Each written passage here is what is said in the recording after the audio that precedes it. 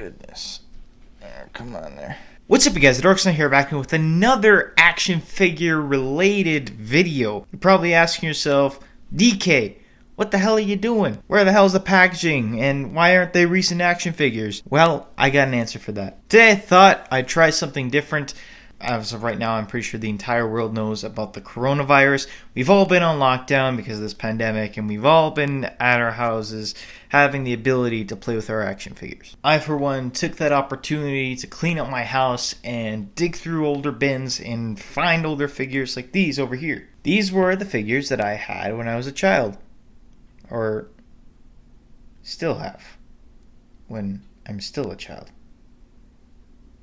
Anyways, we're going to be taking a look at the older Toy Biz, Dr. Octopus, Sandman, and Scorpion. And before you ask, no, I do not have the original packaging to the figures. I don't even know what the original packaging looks like because I have no clue where these figures came from. I don't have all the accessories to them either because they've gotten lost over the years. Obviously, when you're a child, you don't give a crap about any of the accessories. So I got a challenge for you guys. If you guys know where these figures are from, be sure to leave it in the comments down below, because I'm sure that there's some variant series that I would have collected or bought and played with over the years that these specific figures would have come from. So if you guys know the specific lines that these figures have come from, leave in the comments down below. Anyway, I thought it would have been a good idea to take a look at these figures, kind of like to show a bit of a reflection to the past, to what action figures were versus what they are now. Kind of like a throwback Thursday, except it's not Thursday. First off, how's about we take a look at Dr. Otto Octavius over here. And as you can see, this is the older Toy Biz Doc Ock. And one thing that I really liked about these older Toy Biz figures was the amount of detail put inside of them. So if you look at the head sculpt over here, you can see a little dry brushing of a little bit of the darker tone of the skin color. And it just comes out very, very... Like, I always like Toy Biz figures because they always reminded me of like a customized figure or an artsy kind of figure, as opposed to having the figure all clean. It's nice to have a mess sometimes. It's nice to show all those little details instead of making it look so clean all the time, like with what Hasbro's doing these days. But anyway, as you can see, has scuffed up there a lot because of throwing him down the stairs over the years. So yeah, he has not aged very well, but I must say that the paint doesn't seem to be that bad. Obviously referring to it being thrown around over the years.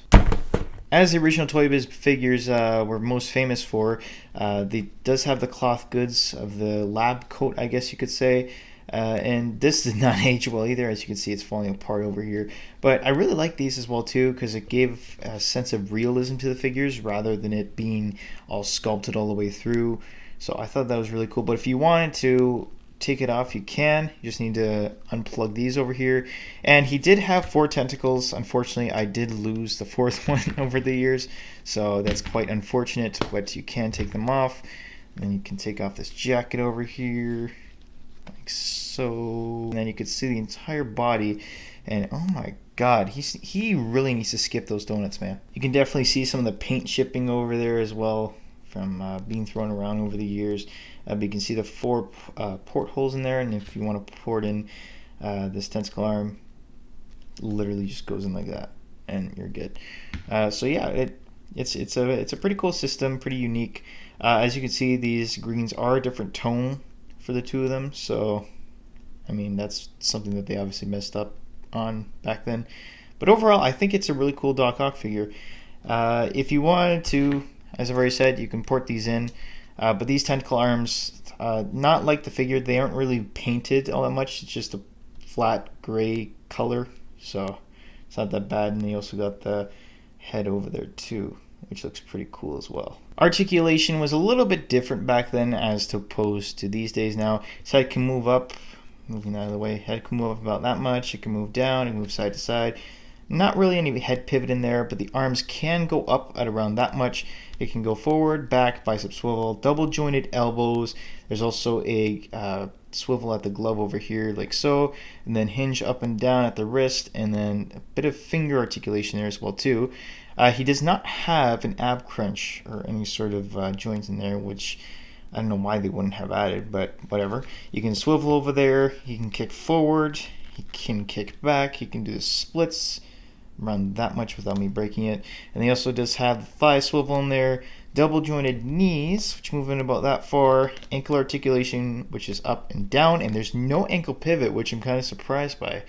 But you also get the rotation at the boot over there, and then the toe articulation as well. And then these tentacles also do have some articulation. They're a bit of a bendy wire, so you can bend them as you please. And this I like more than what they do these days, because I think that the newer Dr. Octopus had a bit more of a like pre-sculpted tentacle arm. It didn't have any of the bending wires, so definitely I like these as opposed to what they're coming out with these days. Then you also do have the head of the tentacle arm over here, and it does have a bit of articulation on the ends of there, where it's just 2 points where it just goes up and down. So not too bad. I like it a lot. Next up, taking a look at Scorpion over here. As you can see, following in with what Dr. Octavius had. Very detailed in the head. It's got all the dry brushing going throughout with the lighter green over the darker green. And it's really nice. I like it a lot. Head sculpt seemed to age well, question mark. I don't really know. Maybe it's just the dry brushing, but it doesn't look too bad. I mean, there's a bit of a scuff mark there, but other than that, it didn't turn out too bad over the years. You can see all the way back over here of all the scuff marks from being thrown down the stairs. But I really like how they did this back then. They actually went in and sculpted all the details, and I think that comes out a lot better than it does these days. Because I know for a fact Hasbro these days, they like to just use a body buck and then they just paint over top of it. But back then, Toy Biz, they went ahead and sculpted in all the little details, and you see all this little like armor pieces all around, the little bolts inside of it. It's really nice. I really like it. You also got on these gloves and pants, or the undies, I guess you'd say, or outies, whatever you want to call them. They do have the dry brushing of the green, which is really nice as well too. Then, of course, you got the legs over here, along with the knees, and as you can see, all scuff marks, once again, from being thrown down the stairs. And you got the foot over there with the dry brushing again. And then there's no peg holes at the bottom of the feet there. Did I check? I don't know if I did the peg holes for the Doc Ock, but yes, he does have peg holes down there. But I guess it's not consistent with this one over here. Taking a look at the tail over here as well too. Still has that same sort of pattern. And it's a little bit of a bending material, so you can bend it with the wire. And you just have the shootout thing over there. I do not have that anymore, which kind of sucks. But you would press this button right here, and it would shoot out some sort of projectile, which was nice. And they also do get the little fin over here, and that's soft, so that it doesn't hurt anyone. So pretty cool. Articulation wise is a little bit similar to Doc Ock's. It can swivel, can't really go up or down. It's kind of it doesn't really want to move because of that neck there, but the arms do go up pretty far, which is good. It can go up, down, bicep swivel, double jointed elbows, and then wrist articulation, and then a hinge at the wrist, hinge at the fingers, which going that far and that far out. They also just have a diaphragm joint, but you can't really do much with it, so I don't know why they would have added it back then, but overall still really good.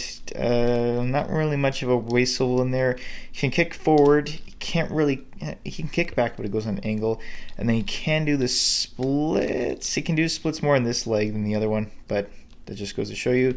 Thigh swivel, double jointed knees, and then you also do get the boot rotation. Ankles hinge up and down, and then you also do get the toe articulation. And once again, no ankle pivot. Finally, taking a look at Sandman over here. This one probably has to be my favorite out of the three, mostly because Sandman is one of my favorite Spider-Man villains, along with Venom. But this figure, I know a lot of people think is a very good figure. I really do like the head sculpt over here. As I've said before, Toy Biz used to make their figures a lot like an art piece. It was less clean and more dirty, which I still liked, as you can see with like the dry brushing, the black wash in there in that hair. It looks really nice. And even the sculpting detail on that face looks really good as well too. You can see all over his body over here, he does have that classic green and dark green sort of pattern going along, but he does have like these little like specks in there to make it look like he's made out of sand. So that was a really nice touch. I really like this because this is creative, man. This is what action figures used to be. They were filled with creativity, and it was awesome. And don't get me wrong, action figures these days, they do have some creativity in it, but as opposed to the olden days, I feel like that they take more shortcuts now. than they did in the olden days, which kind of sucks, but you know, you gotta make money. Sandman butt over there with the green paint all over it. I don't know how that got down there, but whatever. You do get the hands over here. I already showed this off, but these are the sand hands. He did come with alternate hands. I do not have those anymore, but as you can see, you just peg it in there, and yeah, you would have an alternate hands. So pretty nice. But yeah, you got the pants over here, still going in with the same texture. I showed this. It has like an axe sort of hand, and then the knees over here. I don't know if these were painted already. These knee joints in here. They might have just scraped off over the years. I think they did because you can still see the paint over there. So that sucks, but you know, as I've said, these figures have seen better days. You also do get the shoes over here as well too. Same texture, even going down to the shoes, man. Now that is determination. That is passion. That is awesome. But no pegless at the bottom of the feet, unfortunately. Articulation is slightly different in terms of the other two figures that I've already shown off. Head can move about that much. You can move down. There's a swivel in there. Not really a head pivot. It can move out about that much. Up, down, bicep swivel. Double jointed elbows. And then you would also get the articulation over here with the swivel, and that would be pretty nice, but nothing else on this arm. But on this arm over here, you get the swivel there, and then you also do get the sort of the clenching motion with the hand, which is pretty awesome. They also do get the ab crunch over here too. Mine does not want to bend down. I feel like I'm going to break it if I bend it down, so I'm going to leave that as is. You do get the waist swivel in there though. That's just underneath the belt. Then kicks forward, not really. Doesn't really kick back. Can do the splits. Then thigh swivel. Double jointed knees, moving about that far, and then ankle articulation, which is down, up, ankle pivot, which is kind of interesting to see, and you also do get toe articulation. You know what, for the heck of it, let's take a look at the Spider-Man as well too. I was originally going to do just the three, Sandman, Scorpion, and Dr. Octopus, but you know what, I have this on hand. Let's take a look at it really quickly. This one, I think it was part of more recent years, because as you can see over here, there's not much in terms of sculpting detail. It's more of just like the paint on. So I don't even know if this is even still Toy Biz, if I'm being honest. Once again, if you guys know where these figures are from, leave in the comments down below, because I literally have no idea what sets these figures are from. But anyway, you can see over here the head. It's just plain. It's just all painted on. And you got the spider emblem over there. And then all the webbing that's going across. And it looks okay for the most part. I think that the Spider-Man figures these days are a little bit better than this, if I'm being completely honest, because even the body shape too looks a little bit weird with those big shoulders, round shoulders over there. But yeah, otherwise nothing really much to go on with this. For this one, head can move up about that much, move down, swivel, no real pivot in there. Arms move up pretty far. I think it has a butterfly joint in there. I can't seem to get it to move though. But up, down, bicep swivel, double jointed elbows, which move about that far. You got a bit of a swivel at the glove over there, and then hinge up and down. Then you got the finger articulation over there for the webbing effect. And then the ab crunch moves up about that much, moves down about that much. Waist swivel, kicks forward, doesn't really kick back.